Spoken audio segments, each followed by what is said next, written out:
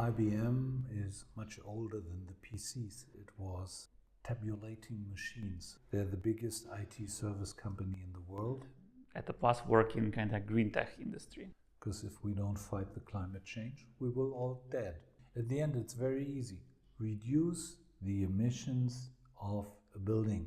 If you can't meter it, you can't optimize it. We are in a big transformation. We have enough energy. We don't have an energy crisis. Try it out. Make mistakes. It's part of the game. Don't care. It is possible for everyone to do a business. Cash is king at the end. Working is my life. I love the things I do. And is that a bad feeling or is that a good feeling? It's just deliver a good service, nothing else. Guys, take into account.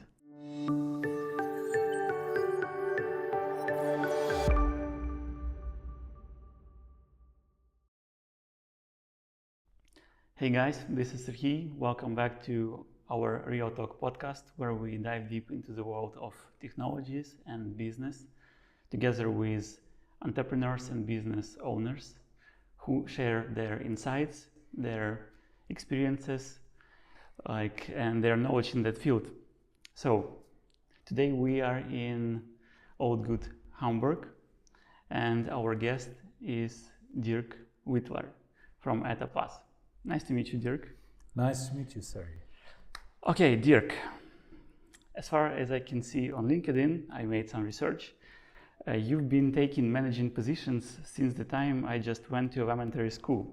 Okay. So it is very impressive, I could say. I would like to ask a few questions about that. First, to start, as I can see, in the 90s, you worked for IBM for several years. For me, IBM means the first personal computers with old good PCs. For younger generations, I assume it is just word from Steve Jobs' movie. But what was IBM back then? What could you tell us? IBM is much older than the PCs. Yeah. When the PCs rise, IBM has been about 75 years old.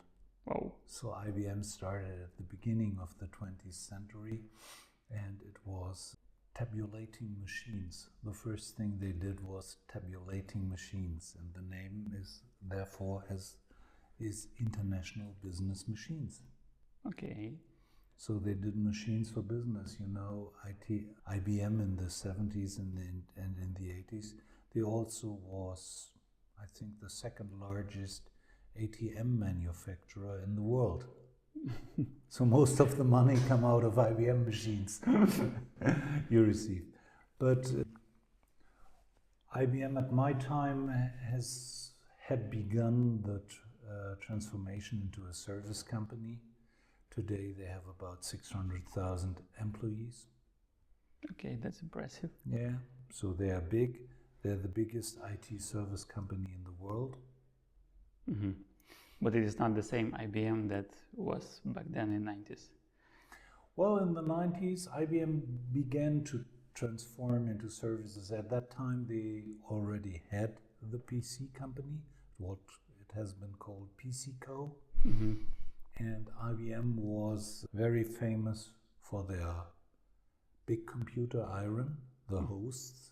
And they are still very famous for their big computer iron, the hosts. Mm-hmm. If you want to run 5,000 Linux servers, you just buy one IBM host. That's it. Okay. And they will run everywhere, every time. Mm-hmm.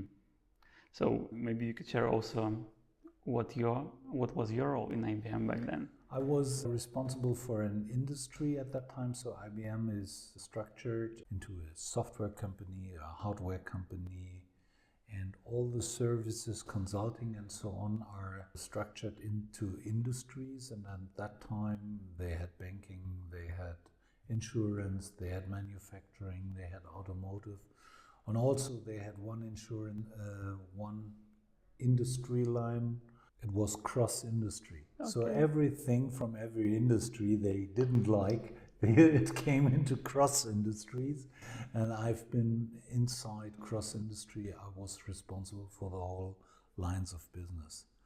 IBM at that time was the market leader in digitization of maps.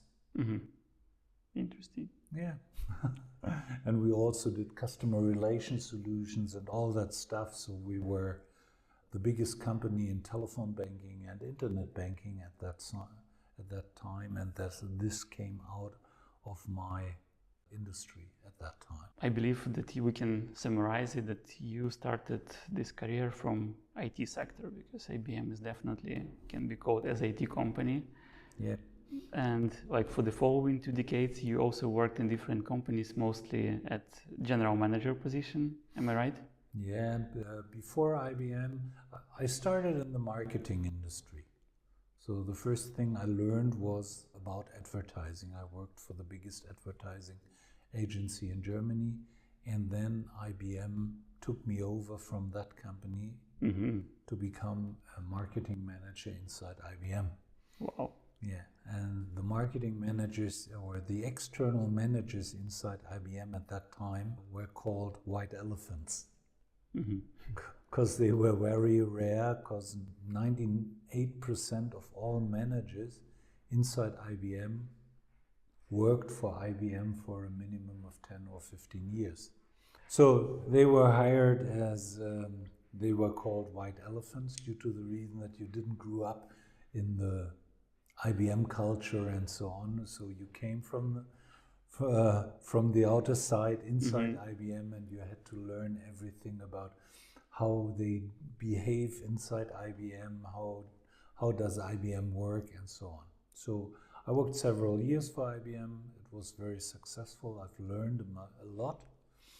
And then I went to a small company in Germany, which was called Systematics. It was also from IT industry? It was an IT service company. Okay. And since 3 years, we grew from 300 people to 2,500 people. This was also very successful. We did an IPO, and then we sold the whole company to, at that time, EDS, Electronic Data Systems, which was at that time the second largest IT service company in the world. And so I decided to leave because I didn't want to move from the biggest one to the number 2. I wanted to work what you call German Mittelstand, so having smaller companies, having more to say, having a more direct influence on the business and so on. But Systematic was still very successful, especially for the shareholders, because as we started, we had an evaluation of 16 euros per share, and we sold the whole company for 35 euros per share. That was good. And I could say that now it is also very popular when talented people in IT industry prefer to work for kind of middle-sized company where they can bring some value, when they can feel that they are doing something and their work appreciated, instead of just be kind of small part in huge enterprise company. So as we can see, this approach was popular even back then. So now we are sitting in the office of ETA Plus. So maybe let's open up the curtain to this part of your life. Like, what is ETA Plus and what is your role here? Yeah, after working, I should say, dozens of years as consultant, as a project manager for big IT projects, I said I want to do something useful. IT projects might not be so useful at the end. And so we said, what is the biggest challenge for us as a society? And the biggest challenge is the climate problem. The climate change is the biggest one. Because if we don't fight the climate change, we will all dead. Fair enough. Yeah. So take care for a bigger problem than do your servers run efficient. And so we decided to found the company ETA Plus and help people to fight climate change, to reduce the CO2 emissions of the world. And then we checked and analyzed where does the CO2 come from, and there are two major things. The one major thing is energy, the whole energy stuff. especially from carbon. Yeah. Carbon and coal and brown coal, these are the biggest emitters. And on the other hand, it's buildings. You know, in the European community, more than 35% of all CO2 emissions comes out of buildings. That are constantly building. I mean, in the process of the building development. sector, if you talk about traffic and all these e-mobility, 10%. If you talk about buildings, you talk about 35%. Okay, so every built and existing building still produce carbon. Yeah, you structure that in two parts of carbon. The one is called the embodied carbon. This is all the stuff which comes from construction, from the construction side of the building, and then the building is ready. The architect says it's ready. It's never ready, but the architects say it's ready, you can come in. And then it starts with operational carbon or operating carbon, and that's the operating carbon of building is 35% of all carbon we put into the air. So, and like, as I understand, at the past work in kind of green tech industry. Yeah, it's somehow green tech, it's housing company, it's prop tech, it's you have buzzwords all over the world for everything. At the end, it's very easy. Reduce the emissions of a building. Because the European community has defined a new currency. That's very easy. It's called CO2 emissions. And your company helps to reduce this emission? Yes. Okay, maybe you can pour more light, like in what way? Do you have some product that helps understand it, calculate it, predict? A very easy sentence around that is, if you can't meter it, you can't optimize it. So the first thing you have to do is meter what is consumed. So most of the people does not know what a building consumes, where does it come from, where does it go to, how can I save something. Everybody says, oh, I don't know, what should I do?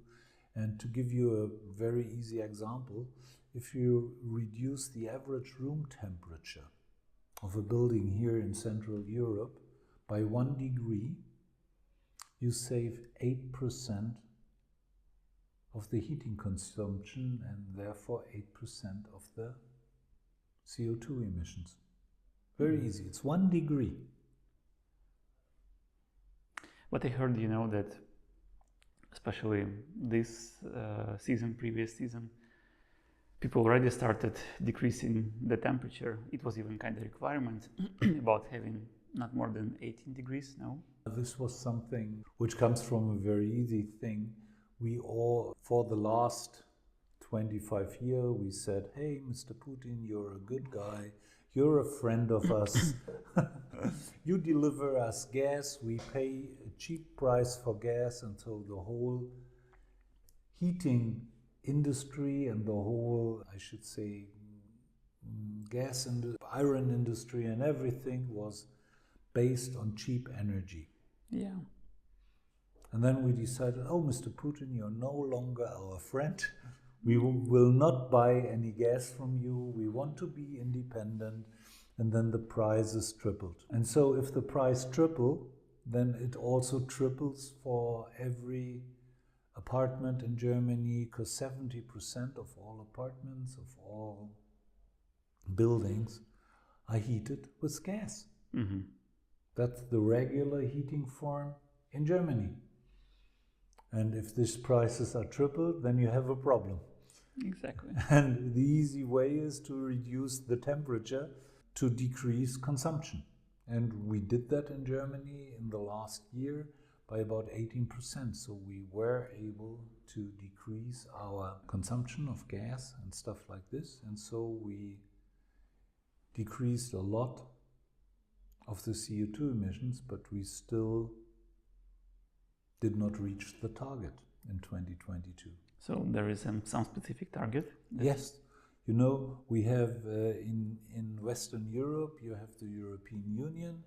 The European Union has introduced that currency, which is called CO2 emissions. And so for every sector, there's a specialized target which comes from the European Union, and also, you know, international accounting standards like IFRS and so on and so on. So the European Union introduced this new currency, CO2, and every bigger company in the European Union have to deliver CSRD accounting, beginning from next year with the accounting for this year. Yesterday I was at a big telco. They have over 9,000 buildings in Germany, and they don't know how to report. Okay. And it's a new accounting, you know. Now not the sustainability manager is on the driving seat, it's the CFO. And you understand, if the CFO in a bigger company wants something, you better deliver. Otherwise, you have a problem with your budget. And if you don't deliver in time, you have a bigger problem with your budget. And the CFO has to deliver the financial statement of the company, I think latest in the mid of February. What were the results for the year before? And they also deliver every month the report. And nobody in the energy industry and the building industry has ever thought about delivering a monthly report on the consumption, what has been consumed, what do we do to reduce consume, and so on. And even nobody had an idea to pay for it. In the housing industry or in the PropTech industry, for all those years, there was a simple rule: the tenant pays it all. And this rule has been broken. So now also the owner, the property owner, has to pay for the CO2 emissions. And the prices per ton, they rise every year. Okay. And does your company help to define, to calculate it somehow? Yeah, we can calculate on our net zero platform. It's called the net zero platform. That's the product. We can calculate the CO2, we can calculate the emissions, we can meter a building, we can compare a building. So we are in the data business. So we collect all the data in a building together to have a fundamental, more informative model for the owners of the building, for the users of the building, and for the tenants of the building. So somehow we are unique at that stage. So may I ask, based on your words, the current energy crisis in Europe, I would say, gave you a favor to your company because services that you provide? No, it's not we don't have an energy crisis. Seriously, in Europe? Seriously, we don't have. We have enough energy. Okay. We have an efficiency crisis, you can see. So the people do not behave efficient. So if they would behave more efficient, not so much energy would be used. We are in a big transformation. We want to go from old energy sources like oil, like gas, to new green energy sources. Yeah, it is visible when you come to Hamburg with all these wind plants. Wind plants, you have PV, you have all that stuff. And the goal is very easy from the German building sectors. We have to reduce our emissions by 47% until 2030. Okay, then... And that's a lot. Yeah, so then to summarize, your company helps to calculate, to understand, to measure, let's say, and to usage, manage. And make it like to reduce it in the future. Yes. And there are a lot of factors which influence our customers. So there's regulation, as I told before, the whole regulation around CO2. You have a margin pressure. Mm-hmm. You know, what have we learned from COVID? We don't have to sit in the office anymore. Yeah. So renting offices to people becomes a special business. Then we have that digitization, which influences every industry. We have something, what you can also say, we have the energy decentralization. What it means? Yeah, that in the good old days, the energy value chain was construct a big nuclear plant. The bigger, the better. Produce some power and then send it through copper cables around the world. Yes. Very easy. Sounds so. Yeah. Today, I have a windmill on my rooftop. We already have a PV system on our rooftop. Mm-hmm. And so we produce the energy we use by ourselves. That's cool. We don't pay anything to the utility company. So Nothing. okay, we will discuss this topic later. I imagine and this energy decentralization comes into family homes, it comes everywhere. And so the good old days of, hey, we have big utility companies, it has been gone.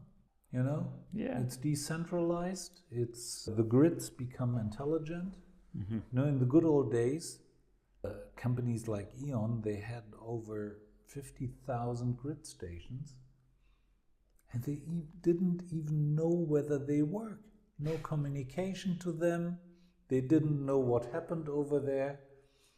And so this is all gone. And coming back to that, the grid itself is becoming more interesting than before on the one hand side. And on the other hand, due to digitization, the grid becomes more flexible, more valuable, and can do more than it could do before. Mm-hmm. So that's energy decentralization. The demand change, you know, in our industry, if you talk to tenants, the first thing they say is, how green is the building? Is there something for the work-life balance inside the building? Do we have a sports place over there? They are not so much asking for the parking lot anymore. They're much more asking, is there a tube station around? Mm-hmm. Things like that become more and more interesting. So the demand change also comes into our industry. And then it comes to something like you call a change from space to service. So in the good old days, you rent some space and that's it. And today you have to rent the space. The best example, which was not so successful but still is there, is WeWork. Mm-hmm. Yeah. WeWork has changed the market for office workplaces dramatically. They are. And even big companies are using WeWork as their office space. If you take a look at Amazon Web Services or companies like that, they're only sitting in WeWork. They don't have their own office anymore. Okay, so that will change that. And we also help our customers by delivering software tools, delivering data. You know, if you talk about the data value chain, you have this data creation, what we do. Mm-hmm. Then you do the data transformation into information. That's what we do also. So 10,000 kilowatt hours does not mean a lot for you. But 10,000 kilowatt hours per square meter in this place so the data become information. And then you have the value add, and there are some value adds which can be delivered by us, others which are delivered by our partners. And at least there are some value adds which the customer wants to prepare by himself, especially if you talk about assets, and properties are assets. Then you have a new buzzword which is called the stranded assets. And when you make an analysis of your assets, then you want to do the stranded assets analysis you want to do by your own, because that's the top secret, because you want to sell them as soon as possible on the one hand side, or to spend as low as possible for the renovation of those. So we deliver those properties as a digital twin on our net zero platform, and then the customer receives the information. And the team from OTAKOYI is helping us a lot over there to reach that goal. Okay. That's pleasant to know. And we partly touched the topic of Mr. Putin. So then if we talk about war that is happening now, I know that you have been supporting Ukraine in various ways possible, on a business level and with your own personal resources. So could you share your thoughts on that? Like, My thoughts? What words stand with Ukraine mean to you personally? My idea is very simple: kill Putin, and a lot of problems are solved. That might be too easy, but even since Shakespeare wrote Macbeth, Macbeth is a story about that, what should happen to Putin or not. It's interesting. From my point of view, we have to support the Ukraine because you are fighting for our democracy over here and everywhere in Europe, and so it's necessary to support you over there as much as we can. And Thomas Jefferson, 250 years ago, said sometimes the tree of liberty or freedom has to be supported with the blood of patriots and tyrants. Yeah. And this is what we need to do. And for Germany, from my opinion, that means we have to deliver weapons, because it's politically not possible to deliver soldiers. The best way would be we deliver some soldiers. The second best is delivering weapons to help you to win that war. And on the other hand, from a personal point of view, is do everything to help the Ukrainians over there. And also, we have a lot of refugees from the Ukraine over here. Make it not too good for them, because after you have won the war, they all have to go back to rebuild the Ukraine. That's also important. Yeah. So we have to pay for them, we have to serve them well, but always with the way back into the Ukraine, because otherwise it wouldn't make sense for you as a country. Yeah, a few researchers show that, let's say, majority of people consider option of coming back to Ukraine after war. However, not all of them for sure. But anyway, it will be second topic after we win. Yeah. Okay, then another question, like, let's get back to business. As a highly experienced manager yourself, what advice could you give to young entrepreneurs? Try it out, make mistakes. Okay. If you have made a mistake, stand up again, start fighting again. And especially there, you need to have a culture to learn, permanently learn. I'm still learning every day. That's the most important thing. That's my tip. And cash is king at the end. You always need to have a little bit of cash, because otherwise... Yeah, it is difficult to build the company just with ADM, without cash. Yeah. Do you agree with the statement that building a successful business is not just about having the right idea or product, but it is about having the right people in place to execute the vision and make it as a reality? Yes, I can add a sentence to that as well. Visions without execution is called hallucination.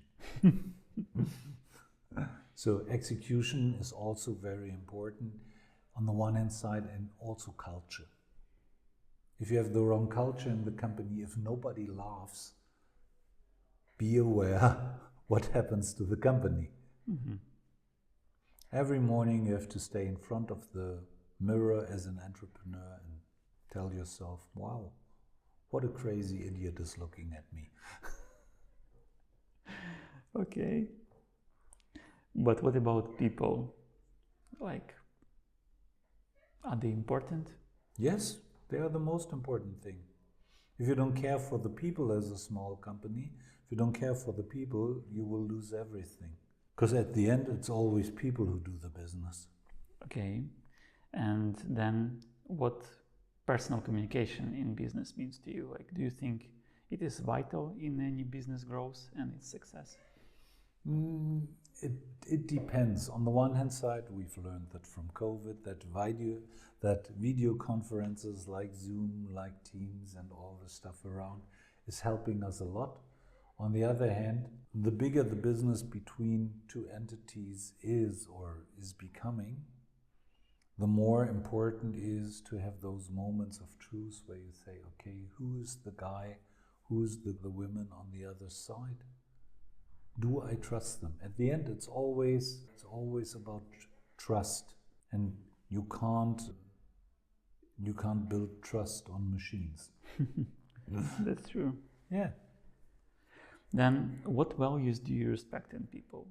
Like, maybe another question at once to think about: what key features are important for you when it comes to choosing the people that you plan to work with? The willingness to learn.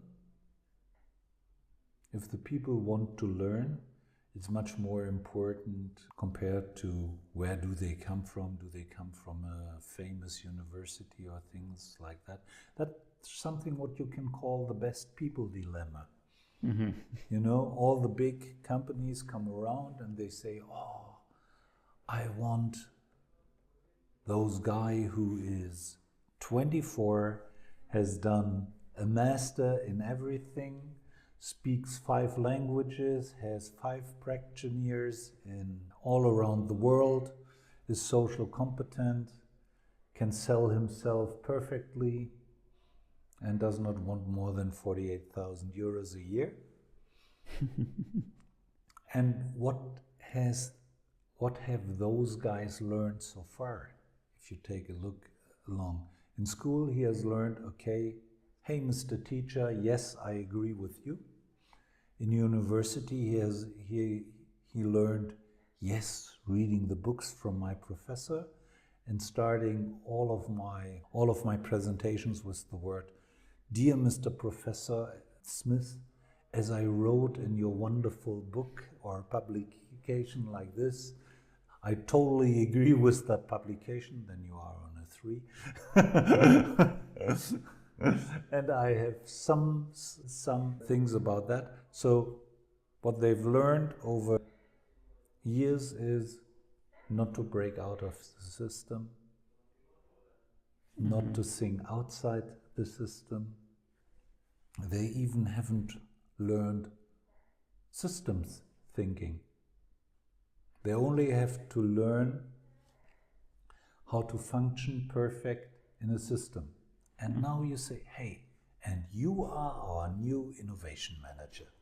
Now you start to innovate the world. We want a new business model.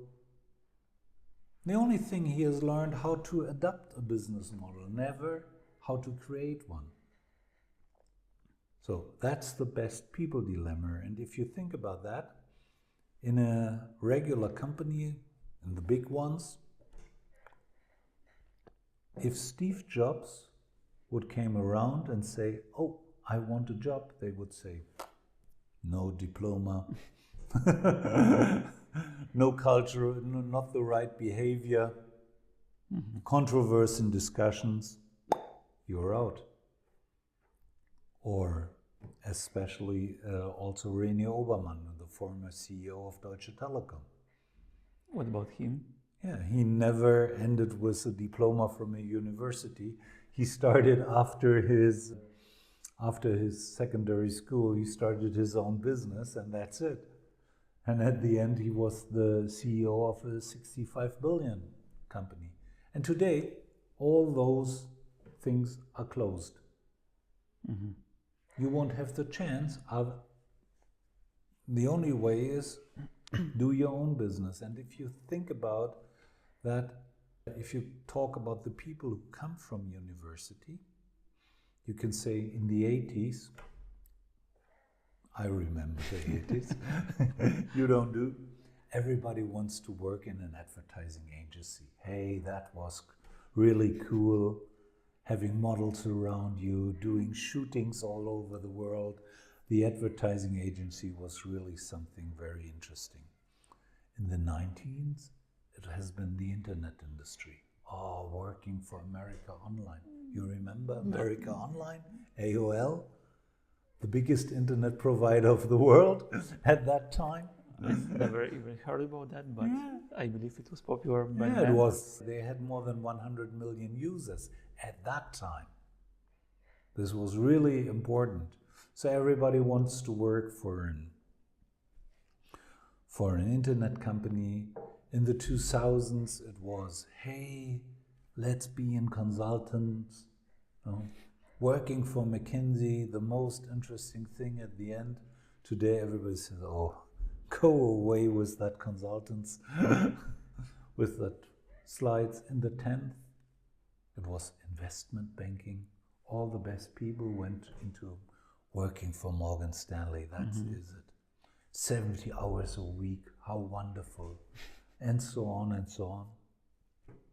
And now in the 20s, everybody wants to found his own company. Yeah. Everybody who's really good is doing his own business, because through digitization, through internet, it is possible for everyone to do a business. That's the interesting thing. And now all the big companies, they can't hire the good guys, because the good guys never go to the big companies. They say, I found my own business. That's what I do. I'm happy with that. The work-life balance discussion. A big company can't win the work-life balance discussion against an entrepreneur.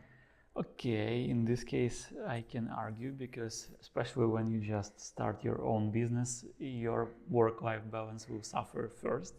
It is my personal experience.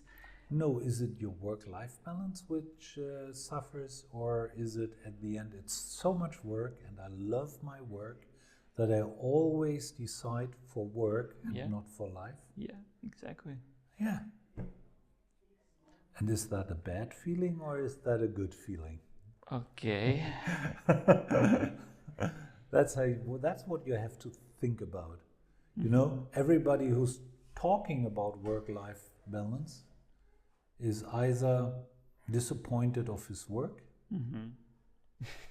Makes sense. Yeah, or has some other relationship which he might need for his work-life balance, which say, okay, I'm your son, I want some time. I'm your wife, I want some time. I am this and that, and I want some time. And then you have to decide. And that's called work-life balance. You know, as I started my businesses, and I started my business in the 80s of the last century, my first one, we didn't know the word work-life balance. We did not know the word. So if someone would have come to me and say, oh, you are working so much, do you have a work-life balance? I said, hey, working is my life. I love the things I do. Okay. It's not a problem for me. For me, this is my opinion. I also love to watch pictures or something like that in a museum. But if I would prefer to discuss an interesting problem with a friend of mine on a highly strategic level, compared to visit a museum and see some crazy old pictures, I would prefer to do the discussion. That's a great approach. However, I believe your maybe grandson will not agree with that. I don't have a grandson. Oh. This is my son. I'm sorry. Over there. he won't agree with that because he grew up in a different culture. You know, today the culture is something like helicopter parents. Could you Yeah, explain? as I was young, nobody cared what did I do in the afternoon, whether I played football, whether I fight with my colleagues or whatever. Nobody cared. Today, on Monday, you have ballot. On Tuesday, you have your therapist. On Wednesday, you have Chinese basic course. On Thursday, you have this and that. So all the parents try to do the very best for their kids, and the kids have a better filled schedule than the parents at the end. Gaming or playing around, lazy time, 5:30 to 6 on Thursday afternoon. That doesn't make sense. You know, if you want to build up a successful company and also a successful people, you need to run around, you need to have experiences, and you won't make experience if you are still regulated in everything. In Germany, they drive the kids with their SUV to the soccer training, then they train soccer, then one fouls the another, then, oh, a foul, a foul, a foul. What is happening over there? It's part of the game. Don't care. As I played soccer in the younger times, the parents never were aside the football field or something like that, or the soccer field. You must understand this has totally changed, and due to that reason, the expectations of the kids when they become 18 have totally changed. That's the reason for work-life balance. Oh, we want this, we want that, we want to be covered by everything. The company, you know, as an acronym, is responsible for nearly everything. You know, I have a friend who has a development company, and he's telling us, well, we have to deliver 3 times a week a meal to all the developers, otherwise they will run away. So due to the reason that we don't have so much people, you know, demography in Germany is something like we lose every year 500,000 people into the pension system, and we only get 250,000 back. Take a look at that for 8 years, then you are at 2 million less people you have to work. And therefore you have to invest more and more into the people without receiving the payback. This is why you outsource things. Yeah. Very easy. The money goes where the equivalence of the cost and the delivery is okay. And the cost and the delivery in Germany, especially for IT people, is not fair for the company. They have to pay too much. You know, at the end, coding is nothing like art. It's a little bit of art at the end, in the high end, at the very, very end. But all in between is regular work. It's work you can learn, it is work you can do. You can perform very well with an intermediate level. So why should you pay the highest lump sum of money for those people? This is, you know, in Germany nowadays, the sanitary constructors, you know, they even get higher salary than the programmers.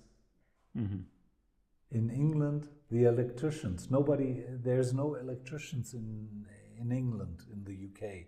Why? They are not there.